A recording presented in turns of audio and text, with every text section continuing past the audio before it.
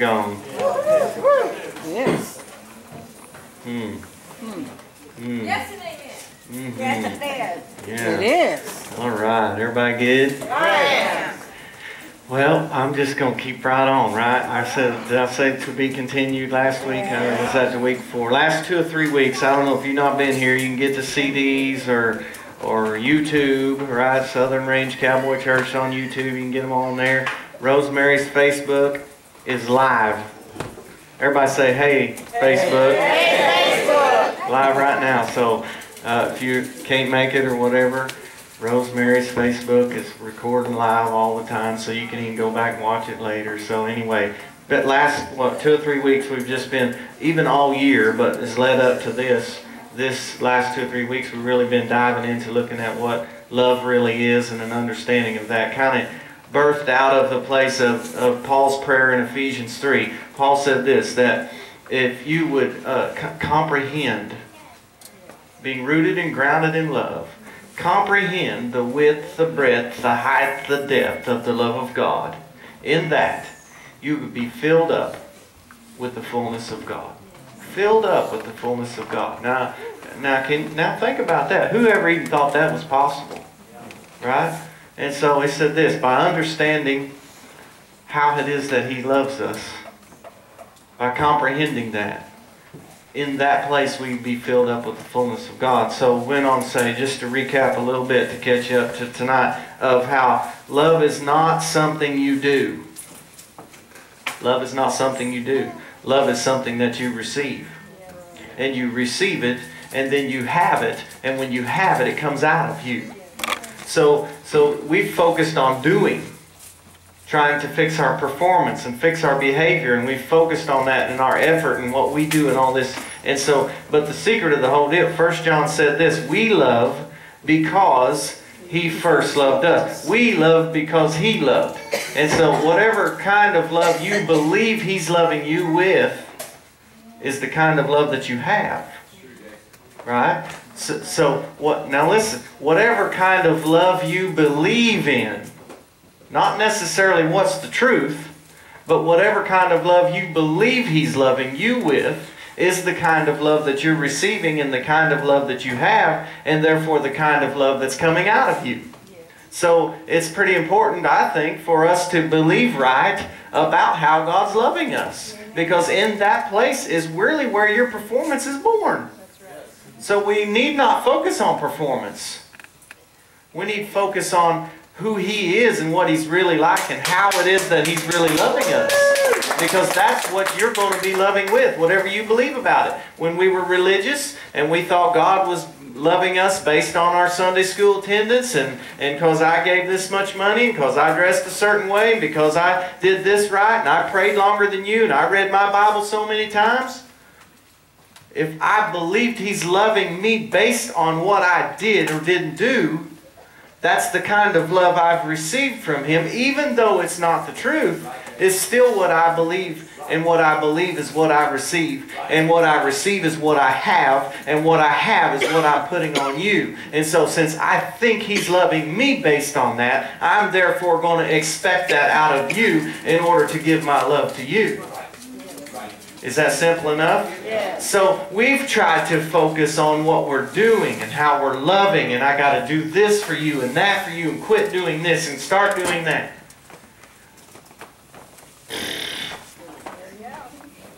You'll get wore out with that. And you'll get frustrated with that. Because here's a newsflash for you. All of us are pretty hard to love if you're going to do it in your own strength and in your own... Oh, maybe not some of you, I guess, but I'm saying it's the most life-changing, the most powerful thing that you could ever experience or ever know about would be the true way that God Himself is loving us, that it really is unconditional.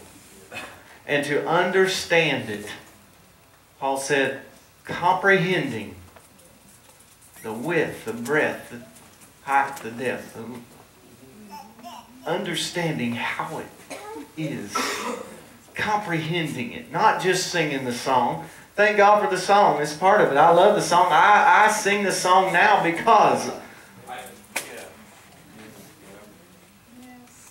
But to know it, to understand it, to live in it, and to receive it, and life with God.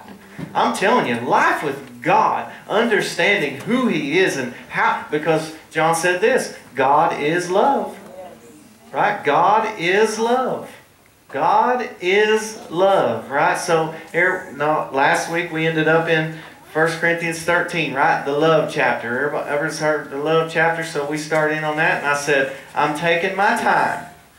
Everybody said Jason is known for being short and to the point, and he says a whole lot by saying very little, and that's just the way I am. I'm not smart enough to try to be that way. Just the way I am. But so I'm trying not to be that way. I'm going to take my time. We're going to just break this down. We're going to soak in it. We're going to look at it. We're going to read it. We're going to untrain the way we think about it. We're just going to dive into it and understand. Because it's the most life-changing thing we can ever know about. Everybody ready? So last week, right? Remember last week? Love is patient.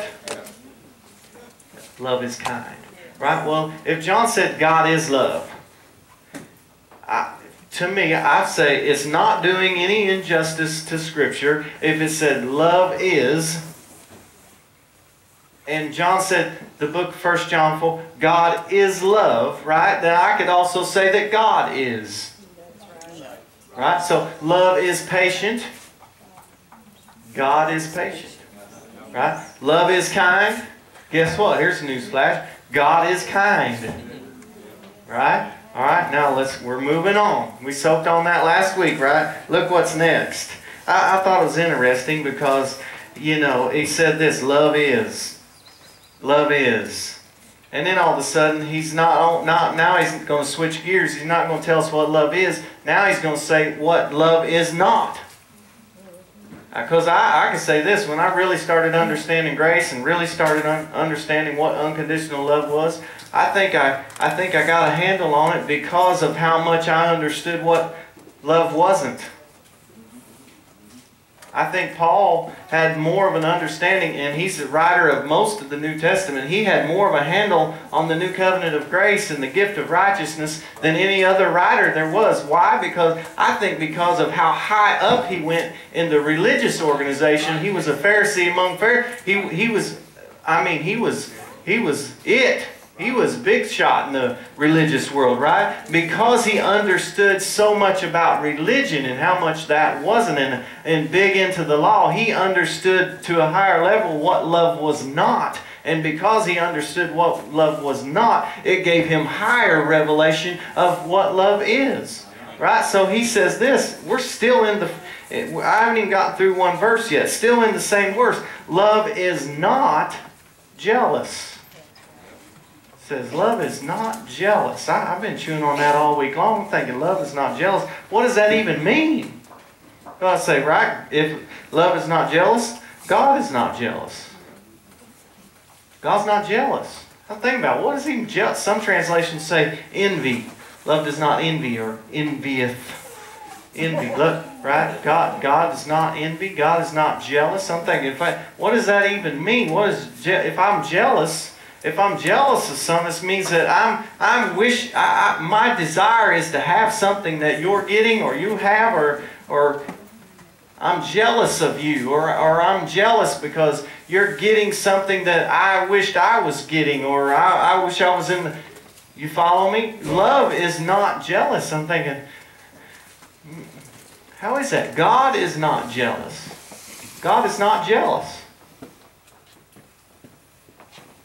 I was thinking, if I was jealous of something, it'd put me in a man's thinking frame of mind of, now I'm going to somehow muster up a way that I'm competing with you or comparing myself with you, or you know what I mean? I was thinking, for one reason, God's not jealous because there's nobody that can even compare.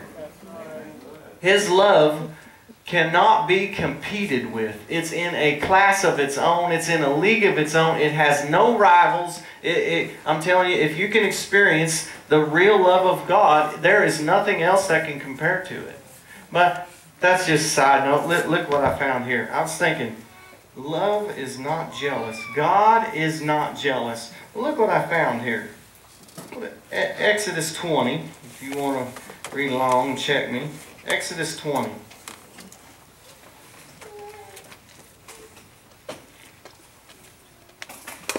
Exodus 20. Listen to this, Exodus 20, verse 5. This is when God is giving Moses the Ten Commandments. Alright? This is God giving Moses the Ten Commandments, and God's the one speaking here, and it says this. You shall not worship them. He's talking about you have no other gods before me, no idols and all this stuff, right? You shall not worship them or serve them, for I, the Lord your God, am a jealous God. Is that what it says? Somebody got it? I am a jealous God, it says. Visiting the iniquity of the fathers on the children and on the third and fourth generations of those who hate me. I'm a jealous God. Another place says something about it it's my name. Jealous. I'm thinking, what? You know, what in the world? How is it that God's not jealous, and then on the other side He's saying I am jealous? So how's this contradictory? What? And so I'm thinking this Bible, before I had my thinking straight, before I really understood what love was and understand covenant, then I would say, you know what, this thing's contradicting itself or something. So what's the deal? Has God changed, or is God different God then or different God now, or what is it? So I think, you know, that the time that showed up, do you know when He said that was at the inauguration of giving Moses the Ten Commandments. The law is being introduced. He didn't say He was a jealous God in Genesis in the garden with Adam and Eve. He didn't say it any other time until all of a sudden now here comes the Ten Commandments. The old covenant of law. And because the old covenant is now being introduced, God is saying, I have to deal with you and treat you not according to who I am and how good I am and my unconditional love. Now, because you desiring this type of covenant, because you're in this covenant, I have to treat you now based on your level of performance of meeting up to the covenant that we're now agreed to. I'm hindered to how I treat you now by the covenant and the agreement that we've agreed to. God's not changed. The covenant changed. See, before that, they're in Egypt, right? He tells Moses, go down yonder, Moses. Tell Pharaoh, let my people go. They've been slaves 400 years, right? Moses go down there, short paraphrase message, whoop Pharaoh, gets all the Hebrew children, leads them out into the wilderness, right? And they're complaining and they're griping and they're this and you know, they're thirsty and whining and crying and mumbling and grumbling and murmuring around, you know, and so they need water and God gives them water. Now they're hungry and they need manna, God gives them manna. They get tired of manna and they want some meat, so God gives them meat. Now what's happening here? He's blessing them even though they're murmuring and complaining. Because He's treating them according to His goodness and His kindness. Now watch this. The law's introduced and the ground opens up and 3,000 people die. Because the law was given, now God has His agreements changed. See, God's true. God's faithful. He's not a liar. He's going to follow the rules. And so since He set up a covenant, and the covenant was this, if you do and don't do, then I will. You don't do this, thou shalt not, thou shalt not, right? You hold up your end of the bargain, and you perform correctly, and you get this right, and you don't do this, and you uphold all these laws, and all these ordinances, and all this stuff, and you handle them perfectly, all of them. Not if you're guilty of one, you're guilty of all, right? You got to get them all. Then I'll bless you. Right? And so then we see the ground open up and 3,000 die. And what's happened? Has God changed? No, the covenant. The covenant is now based on man's performance. And now God becomes jealous.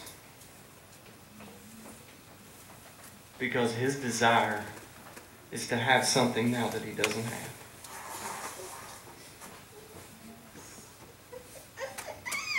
His desire is to be able to have a relationship with man and bless man, not according to man's performance, but according to the unconditional love that he has, the grace and mercy that he has. It's who he is. That's why he's now jealous. Is it because God's changed? No, it's because of the ordinance and the covenant that he now has with his. God's not jealous. You know why? Because now he has what he wants. And there's nobody to compete with it. He can now bless us based on him and his goodness. We're no longer under the law. Did you hear what Jeff said? We couldn't uphold the rules, so he threw out the rules. Now, you know, hey, he didn't just go soft and throw out the rules. Somebody had to meet the standards. Somebody had to follow the rules. He couldn't just say, well, okay, just scratch it. Start over. No, because he set it up. It's got to be fulfilled, right? That's what Jesus did. Jesus came, he said, I didn't come to do away with the law. I come to fulfill it. Well, it's fulfilled. Hey, guess what? It's fulfilled. Yes. Everybody in here got a mortgage and you bought a farm and you're paying payments on the farm because you got a note. When the mortgage is met and you've paid the final payment and the note's paid, you don't have to keep on sending payments, right? Because the mortgage has been fulfilled.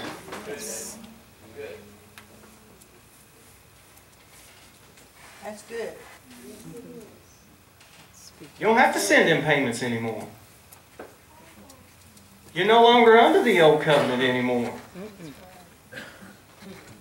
You're no longer in the system that God's blessing you based on what you do and don't do.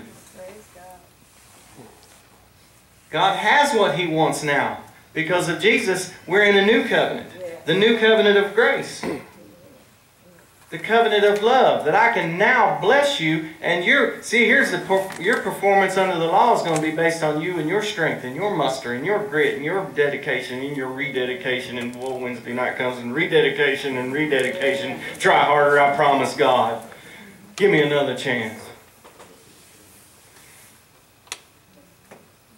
Understand love. And you'll be filled up with the fullness of God. Now, under the fullness of God, what do you think your performance is going to look like? As I say, I can hear all they say. You hear them too. You know, all that Jason down there, he just preaches that grace. He's saying that it's just giving people a license to sin. They can go live how they want. And sin don't matter in that mess. And I say, what? Being filled up with the fullness of God produces more sin?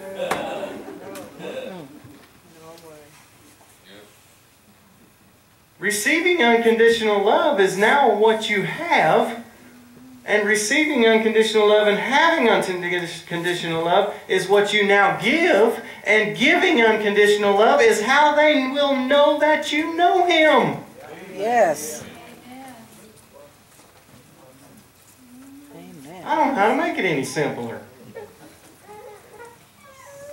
What else do we need to know than to go on a journey, a lifelong journey to know and to understand how it is that He's loving us. That He's not loving us based on our performance any longer.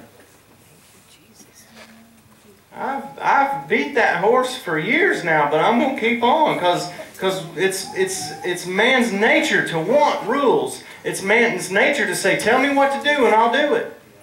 It was not God's idea. The people said, Moses, tell God to tell us what to do, and we'll do it.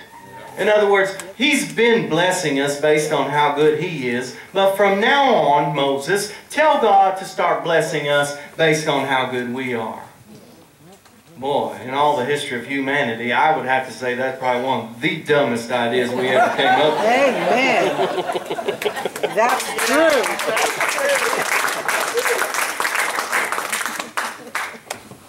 Now we can receive love. Unconditional love. Unconditional.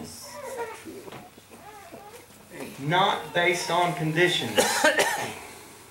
We've heard that so much we think over it. Think about that. A love that's not based on conditions. I'm telling you that because, first of all, it's life-changing and it's healing and we need it. It's the only thing that will do. It's what we're all searching for. It's everything that we've poured down our throats, everything that we've stuck in our arms, everything that we've done to ourselves, everything that we've tried is a search and a hunger and a void for what it is that I'm telling you about right now. To experience the unconditional love of God Himself. Amen. I'm telling you what the world needs now. It's what we're all looking for. Whether you tried any kind of substance there is or you tried religion. Either way. You're all on a quest and a search to fulfill a void that we've all had. And there's only one cure. The unconditional love of God. And to experience it, and to know it, and to live in it, and to receive it, and to want more of it, and grow in it, and have more understanding. The longer I spend with Him, the more I know Him, the more I understand Him, the more I want of Him. See, it doesn't cause me to go sin more. It causes me to fall in love with Him more, because look, here, the kind of love that I'm receiving is what I have to give back to Him as well. The kind of, oh, are you ready for this? The kind of love that I'm receiving from Him is also the kind of love that I'm giving to myself. Some of y'all need to love yourself. I'm telling you, condemnation has produced generations now of people subconsciously condemning and sabotaging and destroying their own selves. It's a big root of sickness. It's a big root of sickness. You ready for this? I hope now nobody get upset at me. I'm just telling you the truth. There's nobody sicker, I'm convinced. I'm just convinced. You don't have to believe this. I've not done a study. I don't have statistics. Just my own experience. There's nobody sicker than church folk.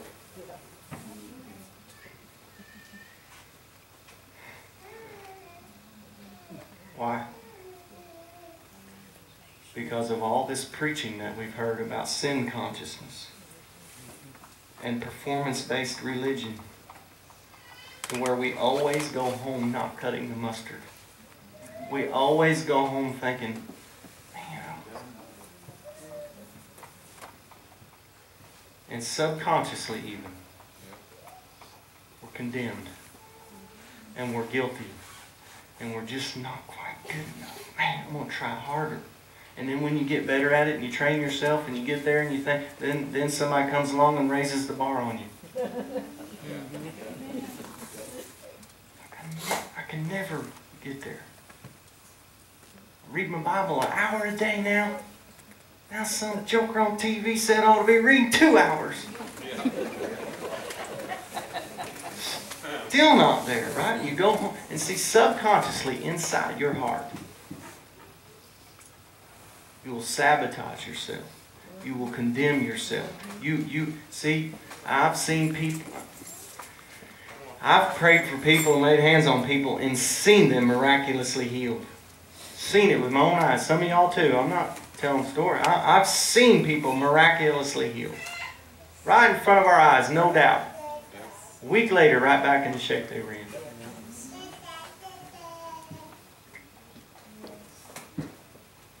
They do not understand their value. They do not understand the unconditional love of God, that He's not blessing them based on their do's and their don't do's and their haves and their have-nots and their mess-ups and this, and you ought to be better than you are.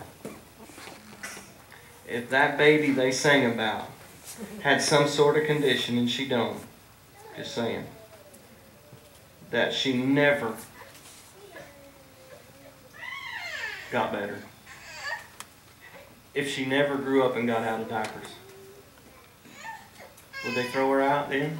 No. No. And we think that Jeff is better than God? See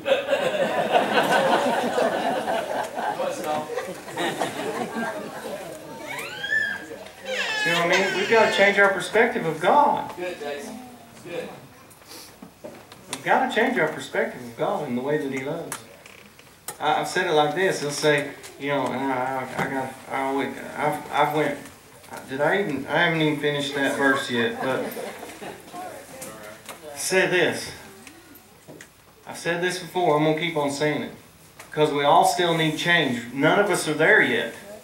We're all in the process. comprehension comes in levels, and the more I understand, the more I grow, and the more I get of Him, the more I want of Him, and it's a process. And so you didn't get the way you are overnight. You ain't getting out of it overnight. It's lifelong. We said last week, love is patient. You know why He's patient? Because He knows it's a process. We grow. He's having a ball with the process. He ain't looking at his watch thinking, "Gee, many winter there." No. He loves seeing me grow. Huh? How about that little one again? Yeah, now she's in diapers, and 2, she starts walking. Hey, she walked this far, take 3 steps and fall on her face. They're all going, "Yeah, look at her." Right? They love it. Why? Because she's growing. He loves watching us grow. He's not rolling his eyes and shaking his head. I'll say this. We're in a new covenant of grace, unconditional love, that God really is good. And we can read this Bible now with the understanding of the reason we can look back here and say, "Wow, there's a God and He's mean and He's